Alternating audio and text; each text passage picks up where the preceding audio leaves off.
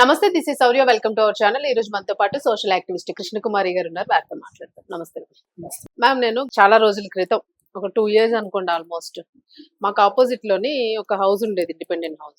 పైన రూమ్ లో ఒక 2 అమ్మాయిలు ఉండేవాళ్ళు. ఎక్కడి నుంచి చదువుకోవడానికి వచ్చారు వాళ్ళు. సో చాలా నార్మల్ గా వచ్చారు వాళ్ళు, వెళ్ళడం రావడం. ఎక్కడో చిన్న ఒక అమ్మాయి ఎక్కడో ప్రైవేట్ దానిలో చేసేది. చాలా మిడిల్ క్లాస్ కన్నా ఇంకా లో. ఇది సడన్ గా ఒక 10 months 11 months అయ్యేసరికి అంత చేంజ్ అయిపోయింది. Drastic change. డ్రెస్సింగ్ చేంజ్ అయిపోయింది, వాళ్ళ వే ఆఫ్ స్టైల్ చేంజ్ అయిపోయింది, అన్ని బ్రాండెడ్ ఐటమ్స్. రియల్ ఇష్యూ ఇది. అసలు ఇంత డ్రాస్టిక్ చేంజ్ ఎలా వచ్చింది? అసలు ఇంటి దగ్గర నుంచి డబ్బులు పంపిస్తేనే గానీ ఒక 2000 3000 వాళ్ళ పాకెట్ మనీకి సరిపోవు. రూమ్ రెంట్ కట్టుకోవాలి, జాబ్ సెర్చింగ్ లో ఉన్నారు అని ఎంత అనుకున్నా ఒకేసారి అంత మెయింటైన్ చేసి జాబ్స్ వచ్చేవి కదా. ఇప్పుడు మనం ఏదైతే డిస్కస్ చేయాలనుకుంటున్నామో ఆ హెడ్డింగ్ చూడంగానే ఓహో నిజంగానే ఇలాగే వచ్చుంటదేమో అని ఒకేసారి స్ట్రైక్ అయ్యారు. సో ఇలాగ ఆలోచిస్తూ పోతే చాలా మంది తగిలేరు మధ్యలోని ఇలాగా. సో అది వాస్తవమేనా? నిజంగా ఇది జరుగుతుందా? మీరే చెప్తున్నారుగా, అంటే నా అనుమానం ఇప్పుడు వచ్చింది, నా ఓన్ ఎక్స్పీరియన్స్. ఇది వాస్తవం. ఎందుకంటే ఇంత కష్టపడి షిఫ్ట్లు చేసి ఉదయం పగలు అనుకుని గొడ్డు చాకరీలు చేస్తేనే ఒక హ్యాండ్ బ్యాగ్ కొనుక్కోవడానికి 1000 రూపాయలది సంవత్సరం పట్టిద్ది. సో ఇది పాసిబుల్? అసలు ఇది ఖచ్చితంగా పాసిబుల్. ఇది మనం బాగా డెవలప్ అయిపోయాం. ఇప్పుడు ఒక 10 సంవత్సరాల క్రితం హైదరాబాద్ ఎవరన్నా వేరే ఊరు నుంచి వచ్చిన వాళ్ళు 10 సంవత్సరాల తర్వాత మళ్ళీ వాళ్ళ హైదరాబాద్ వస్తే ఏంటిది హైదరాబాద్ అమెరికానా, ఇంత డెవలప్ అయిపోయింది ఏంటి అని నోరులు తెరిచే పరిస్థితి ఉంది నిజానికి. అంటే అంత డెవలప్మెంట్ అయిన మాట కూడా వాస్తవం. బోలెడ్ కార్పొరేట్ ఆఫీసులు, బోలెడ్ సాఫ్ట్వేర్ ఆఫీసులు, బోలెడ్ హాస్పిటల్స్, అద్దాల మేడలు, అన్ని. అసలు ఇదేంటి అదేంటి, జిమ్ములు ఏంటి, హాస్పిటల్స్ ఏంటి, ఇలా రకరకాలు వచ్చేసినాయి. ఈ రకరకాలు వచ్చేసినప్పుడు ఈ రకరకాల ఉద్యోగాలు వచ్చినాయి. ఈ ఉద్యోగాలు ఉన్నాయి అని చెప్పి ఎక్కడెక్కడి నుంచో వచ్చి ఇక్కడికి వచ్చి ఇక్కడ ఉండి ఉద్యోగాన్వేషణలో ఉండేవాళ్ళు, ఉద్యోగం వచ్చిన తర్వాత ఇక్కడే లైఫ్ ఇక్కడే ఉందాం అనుకుని ఉండేవాళ్ళు, ఇలా రకరకాల వాళ్ళు, అమ్మాయిలు అబ్బాయిలు బోల్డ్ మంది వచ్చేస్తున్నారు. అయితే ఈ ప్రాసెస్ లో ఏం జరుగుతుంది అంటే, ఇప్పుడు ఒక ఆఫీస్కి ఒక అమ్మాయి ఉద్యోగానికి వెళ్ళింది అనుకోండి, ఆ ఉద్యోగం అమ్మాయికి రాలేదు అనుకోండి. అయితే ఇప్పుడు ఆ బాస్ గనక, అంటే అక్కడ ఒక ఉద్యోగం ఇవ్వాలి, వాళ్ళ ఆఫీసుకు తగ్గ ఉద్యోగం ఆయన ఆ అమ్మాయికి ఇచ్చేసాడు అనుకుందాం. ఇప్పుడు అతని దగ్గర ఈ అమ్మాయి ఫోన్ నెంబర్ ఉంటది. ఓకే, ఒక మేనేజర్కో లేకపోతే ఎండీకో లేకపోతే సిఎండీకో ఎవరికో ఉంటది, సిఇఓకో నంబర్ ఉంటది. ఆ అమ్మాయికి కాల్ చేసేసి, నీకు ఉద్యోగం అయితే ఇవ్వలేకపోయాను కానీ నేను నీకు ఇంకొక రకంగా నువ్వు నాకు సహకరిస్తే నేను నీకు సహకరిస్తాను, నీకు ఇది నాకు ఇది అని మాట్లాడుకొని ఇంకా మీరు చెప్పినట్టు వాళ్ళ లైఫ్ స్టైల్ అంతా మారిపోద్ది. ఒక్క దెబ్బతో జాతకం తిరగబడింది అంటారు చూసారా. ఈ తిరగబట్టం ఏంటి అంటే, వాళ్ళ జీవితంలో మళ్ళీ పైకి లేవలేనంతగా కూరుకుపోయేంత వాళ్ళ జీవితాలు తిరగబడతాయి. ఆ రకంగా తిరగబడతాయి అనమాట. సరే, దీంట్లో కూడా తెలివైన అమ్మాయిలు, తెలివి తక్కువ అమ్మాయిలు ఉంటారు. ఈ తెలివి తక్కువ అమ్మాయిలు దానిలోనే కూరుకుపోయి ఇంక ఇది పర్మనెంట్ అనుకుంటారు వాళ్ళు. ఇది పర్మనెంట్ అనుకుంటారు. ఇప్పుడు మనం ఇల్లు అద్దెకి తీసుకున్నాం అనుకోండి, అది మనకి ఆ ఇంటి ఓనర్కి కోపం వచ్చినా మనకు కోపం వచ్చినా ఖాళీ చేసేస్తాం. అప్పటి వరకు మన ఇల్లు.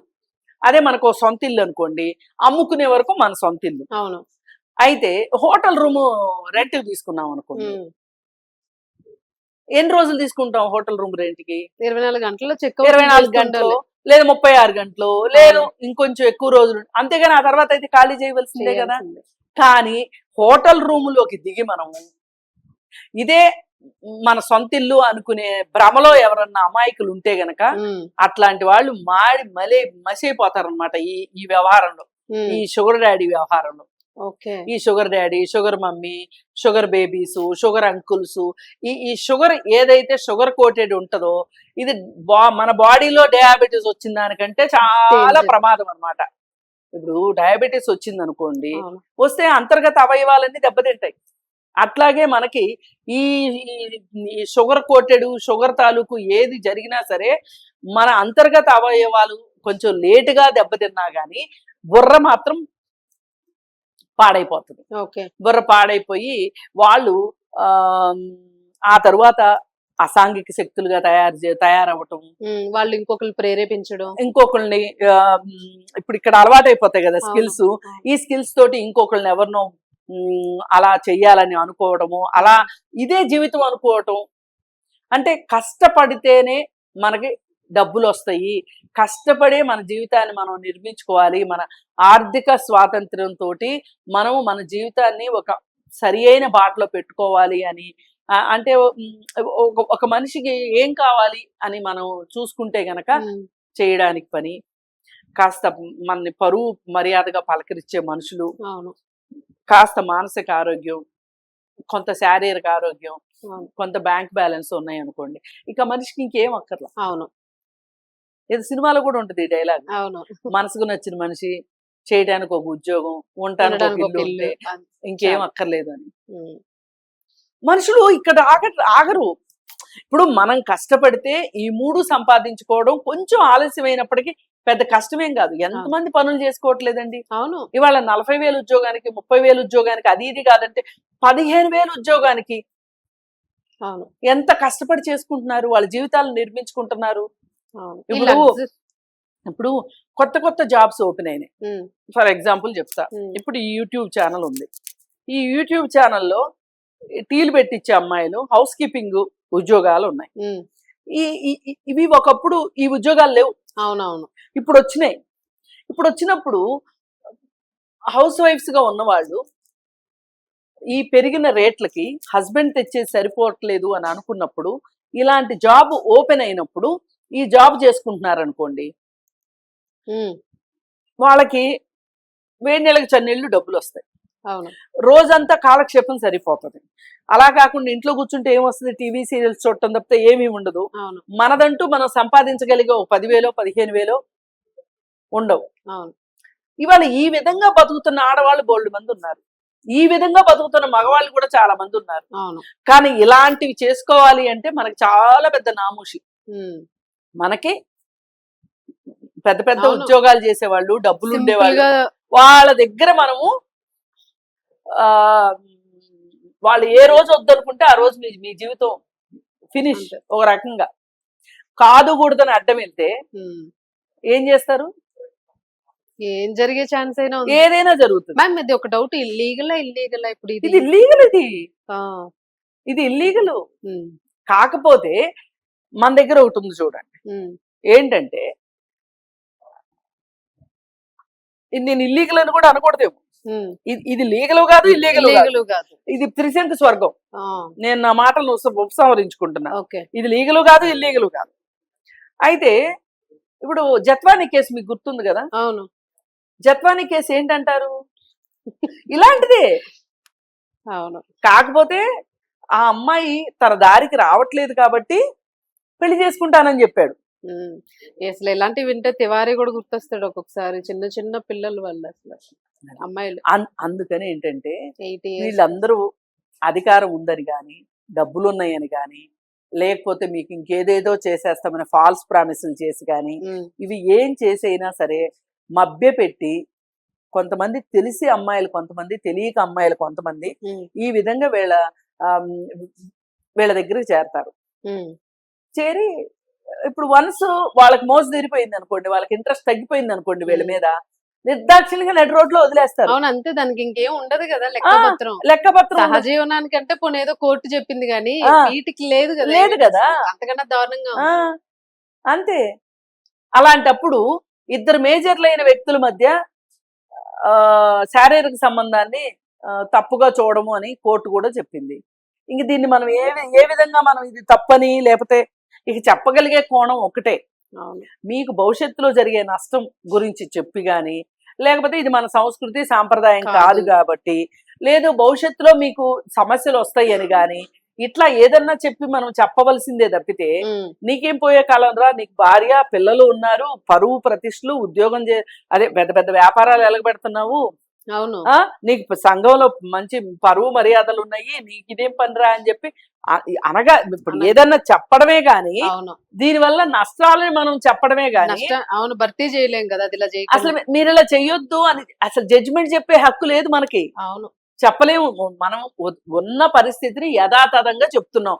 దీన్ని బట్టి అర్థం కావాల్సింది ఏంటి అంటే, ఏ తల్లిదండ్రులైనా వాళ్ళ పిల్లలు వాళ్ళు ఇచ్చే డబ్బులతో కాకుండా ఎక్స్ట్రాగా లైఫ్ స్టైల్ మెయింటైన్ చేస్తున్నారు అంటే కొంచెం గమనించుకోవాల్సిన అవసరం ఉంది ఇక్కడ.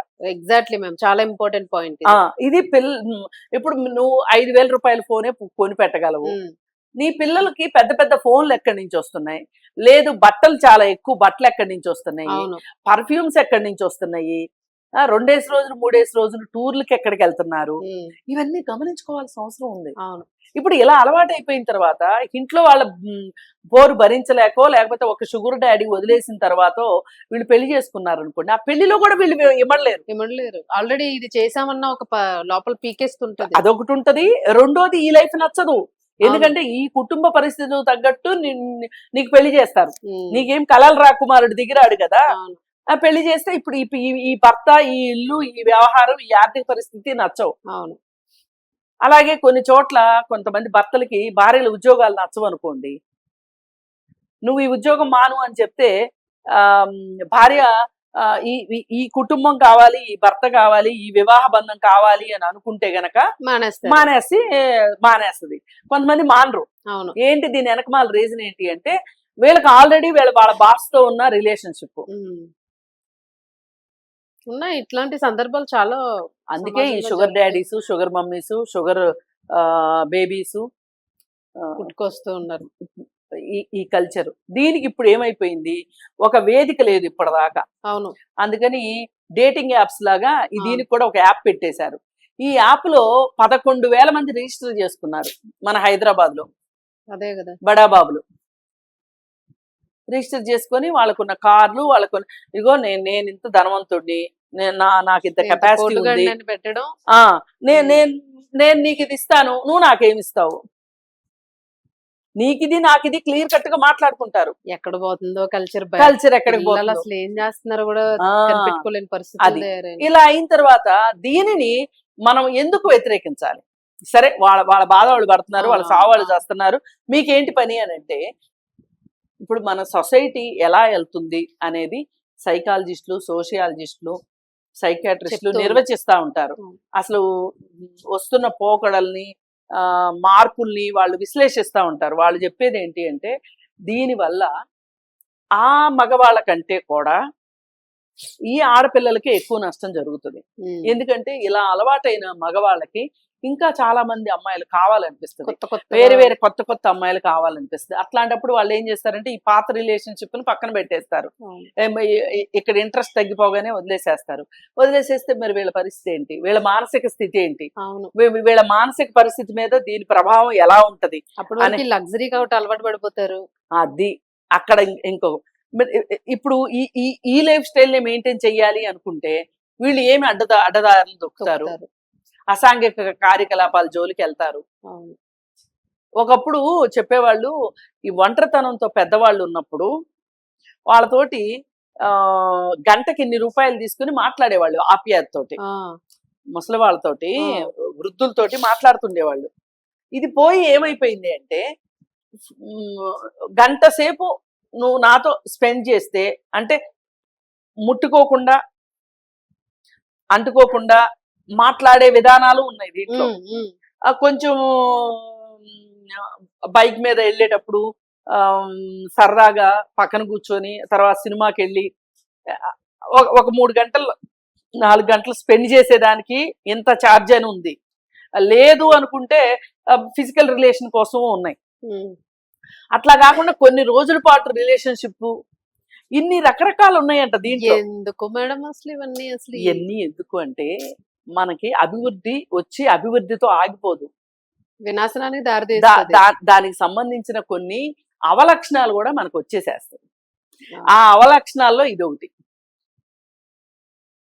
అందుకని ఇది మట్టుకు ఆరోగ్యకరం కాదు, శ్రేయస్కరం కాదు. ఇంకా అంతకంటే మనం ఏం చెప్పలేము. ఒక యాక్టివిస్ట్ గా, మీరు ఫ్యామిలీ కౌన్సిలర్ గా మాత్రం మీరు చెప్పదలుచుకున్నది క్లియర్ అంతే. మరి నిజంగానే యువత గుర్తించుకోవాలి. ఇంకా వృద్ధులు పెద్దోళ్ళు అంటారా, వాళ్ళు ఫ్యామిలీస్ లోని వచ్చేవి వాళ్ళు పడాల్సిందే. వాళ్ళ ఫ్యామిలీస్ కి వాళ్ళకి సంతోషంగా దీని మీద అంటే ఇన్ కేస్ ఏమైనా జరగరాని వీటిల్లో ఏదైనా జరిగితే అంటే ఇప్పుడు ఏమవుతుంటారా పోలీసులు, వీళ్ళు ఎలిమినేట్ చేశారనుకోండి, ఎవరన్నా అమ్మాయిని ఒక అతను ఎలిమినేట్ చేశాడు అనుకోండి, ఇప్పుడు ఆవిడ దగ్గర వీళ్ళిద్దరి సాహచర్యంలో ఉన్న ప్రైవేట్ ఫొటోస్ ఏమన్నా ఉన్నాయి అనుకోండి, అవి పెట్టి ఈవిడ బ్లాక్ మెయిల్ చేయాలని అనుకుందనుకోండి, అతను అంతకంటే ఎక్కువ సిద్ధహస్తుడు అనుకోండి, ఈ అమ్మాయిని చంపించగలిగినా చంపించవచ్చు. అదే అడిగాను. అప్పుడప్పుడు మనకి గుర్తు తెలియని శవాలు అని చెప్పి కేసు ఛేదించడం మహిళ శవాలు అని చెప్పి మనకు కనిపిస్తా ఉంటాయి. అవి ఇట్లాంటివే. అవొకటి శిశువుల్ని ఎక్కడ పడితే అక్కడ పడేస్తూ ఉంటారు. అవును, అవాంఛిత ఇలాంటి షుగర్ డాడీలతో ఏమైనా వస్తే మరి మరి వాళ్ళు పిల్లల్ని ఎక్కడో చోట వదిలేయాల్సిందే. ఇలా చాలా ఉంటాయి. ఇది అనుకున్నంత గ్లామరస్ గా అయితే ఉండదు. డేంజరస్, అదొక బ్లాక్ హోల్, ఒక డేంజరస్ జోన్ అది. ఇంకా అంతే. ఏంటో మ్యామ్ ఏదో జరుగుతుంది. Thank you.